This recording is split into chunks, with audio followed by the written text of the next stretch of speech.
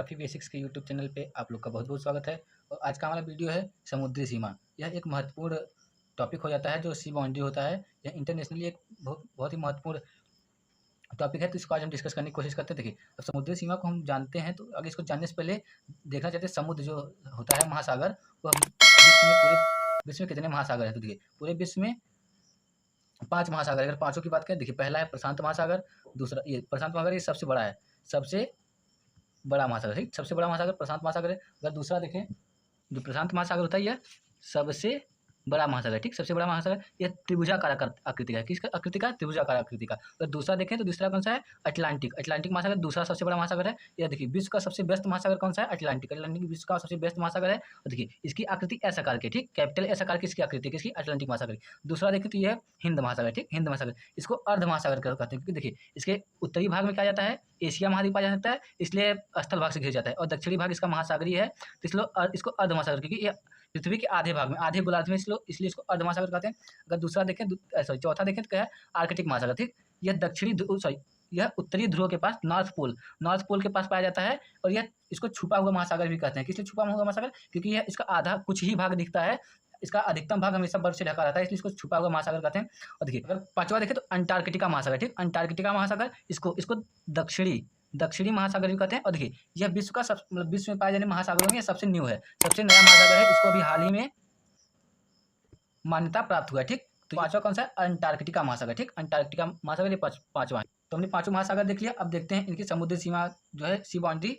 अब इस जो टॉपिक को शुरू करते हैं। देखिए, जो समुद्री सीमा है, यह अभी हाल ही के दिनों में ज़्यादा चर्चा में रहा, क्योंकि यह जो है इसलिए फेमस हो क्योंकि कुछ देश हैं जो जिनकी नीति क्या होती है? विस्तारवादी नीति होती है। विस्तारवादी नीति, और हमेशा अपने क्षेत्र को विस्तार करने की कोशिश करते हैं। जैसे जिसमें से एक महत्वपूर्ण अगर नाम हम देखें तो चाइना, जो चीन है, इसकी हमेशा से नीति विस्तारवादी रही है। या अपने आस देश रहते हैं, जो छोटे छोटे द्वीपीय देश रहते हैं अपने इसके आसपास के, उनको ये हमेशा ही कैप्चर करने की फिराक में रहता है, हमेशा इनको कब्जा करने की फिराक में रहता है। इसलिए यूएन द्वारा एक लॉ पास किया गया, जिसको बोला जाता है united nation conservation on the law of sea. क्या बोला जाता है? United nation conservation on the law of the sea. ये 1982 ईस्वी में पब्लिश हुआ था, ठीक, ये 1982 ईस्वी में ये बिल पास हुआ था। और 1994 ईस्वी में यह लागू होता है। कब? 1994 ईस्वी में यह बिल लागू होता है, जिसके कारण जो कोई देश है उसकी समुद्री सीमा का निर्धारण किया गया था। अब ये जो समुद्री सीमा का निर्धारण किया जाएगा, तो इसमें एक कोई इकाई की जरूरत पड़ती है, ठीक, किसी भी दूरी को नापने के लिए इकाई की जरूरत पड़ती है। जब स्थलीय भाग की दूरी को नापा जाता है, तो उसको किलोमीटर, मीटर या सेंटीमीटर नापा जाता है, ठीक, किलोमीटर, मीटर या सेंटीमीटर। लेकिन अगर समुद्र की दूरी नापनी हो तो उसको नापा जाता है, उसका एक अलग ही इकाई होता है, जिसको बोला जाता है नॉटिकल मील। क्या? नॉटिकल मील, नॉटिकल माइल या नॉटिकल मील बोला जाता है। देखिए, अगर हम देखें एक नॉटिकल मील में 1.852 किलोमीटर होता है, ठीक, एक नॉटिकल माइल में 1.852 किलोमीटर होता है। तो ये जो होता है, ये जो नॉटिकल माइल है, ये समुद्र में दूरी मापने की इकाई है। अगर समुद्र की गहराई मापने की अगर बात करें तो फैदम, गहराई को फैदम से नापा जाता है, ठीक। तो अगर एक फैदम की बात करें तो एक फैदम में 6 फीट होता है। कितना? 6 फीट होता है, ठीक, एक फैदम में 6 फीट। यह समुद्र में गहराई का मात्रक। किसका? गहराई का मात्रक। जो नॉटिकल मील है, ये क्या? समुद्र में दूरी का मात्रक है, ठीक। चलिए आगे चलते हैं। अगर देखें समुद्र में हवाओं की चाल की मात्रा की बात करें तो उसका क्या होता है? के नॉट। अक्सर आप मूवी वगैरह में देखते होंगे, जब कोई समुद्री जहाज चलता है तो उसमें वायु की जो चाल होती है उसको के नॉट से मापा जाता है। के नॉट यह हवा की चाल होती है, किसमें? समुद्र में। तो एक के नॉट में कितना होता है? एक के नॉट की बात करें, एक के नॉट में 0.51 मीटर प्रति सेकंड होता है, ठीक, 0.5 मीटर प्रति सेकंड होता है एक के नॉट में। तो ये रहा कुछ मात्रक जो समुद्री सीमा का निर्धारण करने में जिसका महत्वपूर्ण योगदान होता है। और इसको जब हम समझेंगे इस टॉपिक को, तो इसमें इसका बहुत ही बड़ा योगदान है। जिसका जो पहला क्या है? नॉटिकल मील, जो कि दूरी को मापता है समुद्र में। और दूसरा है फैदम, जो कि गहराई मापता है।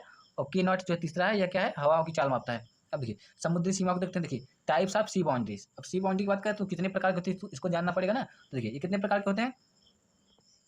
अब देखिए, समुद्री बाउंड्री के अगर हम टाइप्स देखें तो ये कितने प्रकार के होते हैं? 5 प्रकार के होते हैं। अगर पांचों प्रकार को हम देखने की कोशिश करें, देखिए पहला होता है इंटरनल वाटर होता है, जिसको इंटरनल वाल या वाटर बोला जाता है। और दूसरा होता है टेरिटोरियल सी। क्या? टेरिटोरियल सी होता है। अगर तीसरा देखें तो कंटिग्यूअस जोन होता है। क्या? कंटिग्यूअस जोन। अगर चौथा देखें क्या होता है, तो चौथा होता है एक्सक्लूसिव इकोनॉमिक जोन। क्या? एक्सक्लूसिव इकोनॉमिक जोन होता है। और अगर पांचवा देखें तो हाई सी होता है, ठीक। तो आइए चलो एक एक करके सबको डिस्कस करते हैं। देखिए, एक एक करके सभी को तो पहला है इंटरनल वाटर। देखिए, यह बेस लाइन के अंदर समुद्र को अब देखिए बेस लाइन क्या है, इसको आगे समझने की कोशिश करते हैं, बेस नहीं तो आप कंफ्यूज। देखिए मानिए ये क्या है, ये कोई स्थल भाग है, ठीक, ये स्थल भाग है, स्थल है, ठीक, स्थलीय भाग है ये कोई, और ये उसके बाद ये पूरा समुद्र है, क्या पूरा समुद्र है। तो देखिए यहाँ पे जो कोई स्थल भाग होता है एकदम प्लेन तो होता नहीं, ऊबड़ खाबड़ होता है, ठीक, ऊबड़ खाबड़ होता है, एकदम प्लेन तो होगा नहीं।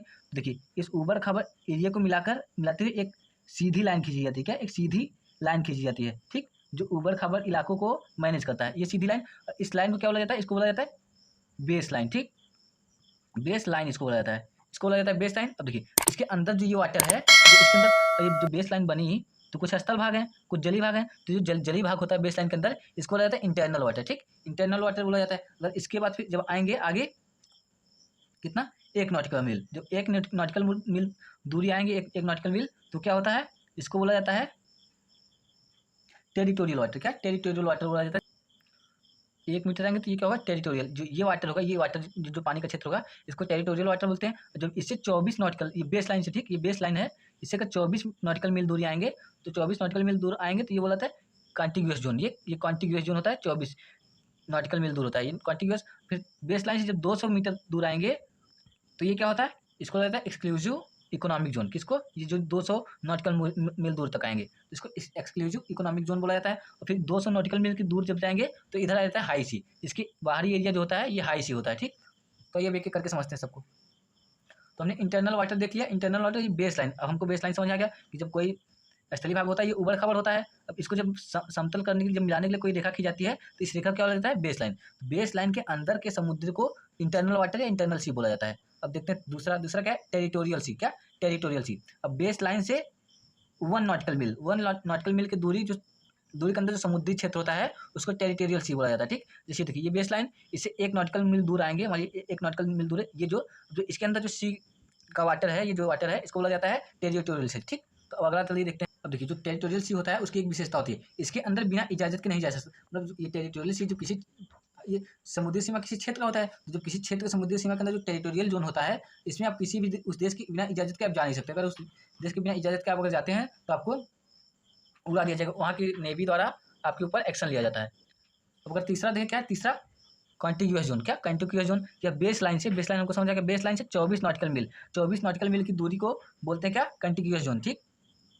मानिए ये क्षेत्र है, ये बेस लाइन बाद 1 नॉटिकल मील तक होता है टेरिटोरियल वाटर, उसके बाद फिर 24 नॉटिकल मील दूर तक आएंगे तो ये जो वाटर का क्षेत्र होता है, ये जो क्षेत्र होता है कॉन्टिग्यूअस जोन का बोला जाता है, क्या कॉन्टिग्यूअस जोन बोला जाता है।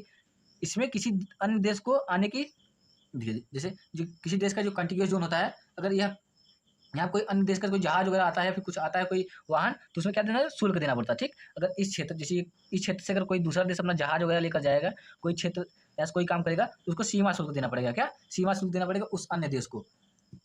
अगर चौथा देखिए क्या है, एक्सक्लूसिव इकोनॉमिक जोन, क्या एक्सक्लूसिव इकोनॉमिक जोन बोलते हैं इसको। या बेस लाइन से 200 नॉटिकल मील दूरी तक, 200 नॉटिकल, मान लीजिए ये बेस लाइन हो गई, ठीक। यहाँ से 200 बेस लाइन से 200 नॉटिकल मील, 200 नॉटिकल मील की दूरी को क्या बोला जाता है, एक्सक्लूसिव इकोनॉमिक जोन बोला जाता है, ठीक। इस जोन में देखिए यहाँ कोई भी देश आ सकता है, मतलब इस क्षेत्र में कोई भी देश आ सकता है, उसमें जिस देश की सीमा है वो कुछ नहीं करेगा, पर यहाँ पर मछली पकड़ना एवं कोई भी द्वीप खोजना या बनाना, खनिज संसाधनों का उसी देश का अधिकार रहेगा।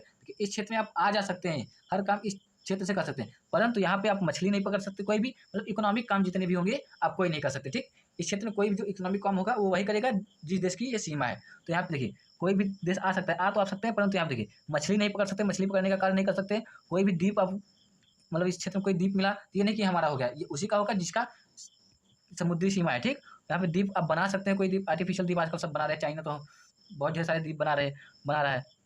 खनिज संसाधन, यहाँ पे पाए जाने वाले खनिज, जैसे प्राकृतिक गैस हो गया, नेचुरल गैस जिसको बोलते हैं नेचुरल गैस हो गया, या फिर पेट्रोलियम वगैरह हो गया, जो भी चीज़ होगी वो संसाधन जो भी होगा वो उसी देश का होगा जिसकी समुद्री सीमा है, उसी देश का अधिकार होता है। यहाँ पे साफ साफ लिखा हुआ है। अब देखते हैं पाँचवा जो है, पाँचवा बोला जाता है हाई सी। देखिए हाई सी ये हो गया स्थलीय क्षेत्र, ये बेस लाइन, और बेस लाइन से ये 200 नॉटिकल मील हो गया।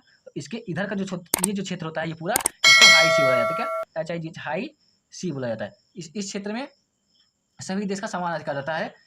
ये देखिए 200 नॉटिकल मील के बाद की दूरी को हाई सी बोला जाता है। देखिए यह सभी देश का समान, यहाँ पर यह सभी देश का समान अधिकार होगा यहाँ पे। और देखिए पर किसी कार्य से पहले ISA ISA क्या होता है? इंटरनेशनल सी अथॉरिटी। क्या ISA का मतलब होता है? इंटरनेशनल सी अथॉरिटी।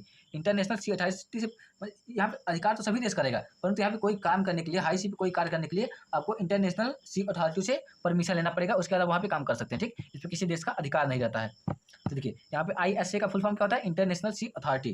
तो ये रहा आज का समुद्री सीमा पे वीडियो। अगर यह वीडियो आपको अच्छा लगता है तो इसको लाइक करिए और इसको अपने दोस्तों के साथ शेयर कर सकते हैं, और हमारे चैनल को सब्सक्राइब करना मत भूलिए। बहुत बहुत धन्यवाद। जय हिंद।